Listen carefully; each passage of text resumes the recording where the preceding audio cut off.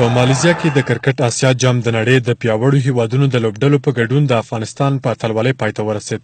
له 19 کلونو د ټیټ عمر کرکټ لوبډلو ترمنځ سیالۍ د افغانستان، پاکستان، هند، سریلانکا، بنگلاديش، متحده عربي امارات، نیپال او د کوربه مالیزیا په ګډون ترسره شوې چې پایلوبې ته یې افغانستان او پاکستان لار ومونده.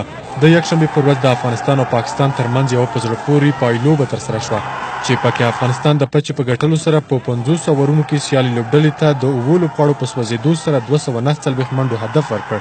په افغان لوبغاړو کې اکرام علي خیل د 107، رحمان الله ګوربز 40، ابراهیم جدران 14 او درویش رسولي 18 منډې وکړې. خو د پاکستان لوبډلې د افغان لوبډلې پر وړاندې خپله لوبه په خورا بایللې روحیه پیل کړه او د افغان توپ اچوونکو پر وړاندې د پرلپسې ویکټو له لاسه ورکولو له امله یې نوره هم روحیه کمزوري شوه. افغان توپ اچوونکو په 22.1 اورونو کې د سیالي لوبډلې ټول لوبغاړي د 63 منډو په ترسره کولو سره وسوځول او افغان لوبډلې دغه لوبه د 115 منډو په توپیر وګټله.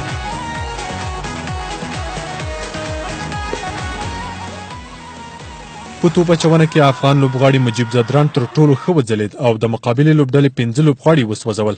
د دې لوبې غوره لوبغاړی اکرام علي خیل او د ټولو سیالیو غوره لوبغاړی هم مجیب زدران شو چې ټولې 60 ویکټې یې اخیستې وي. ټول خپل عوام ته او څونه سره غلي دي افغانستان ټول مینوالو ته مبارکي وایم چې د اول ځل چمپیون شو د ایشیا کپ او ما دا ویل چې زه به په یک ټایم تیروم چې تر څو زمونږ ټیم مخکې لاړ چې څه پلان چې ما د کوچ را کړی او کیپټن را کړی زه په همغه پلان لاړم او الله پاک پکې زه کامیاب کړم. لومړی د افغانستان ټولو ولس ته مبارکي وایم. بیا چې کوم دلته خلک راومونږ تشویق دې څخه ډېره مننه کوم. نو ماشاءالله ما چې کله لومړی میچ مې پاکستان سره وکړ نو ډېر جذبې سره ما اول میچ وکړ. نو ما شپږ وکټه لومړی میچ کې واخیستې نو ما جذبې سره بانینګ کوو. نو ما نن اخري فاینل میچ و او 15 وکټې ما هم واخیستې.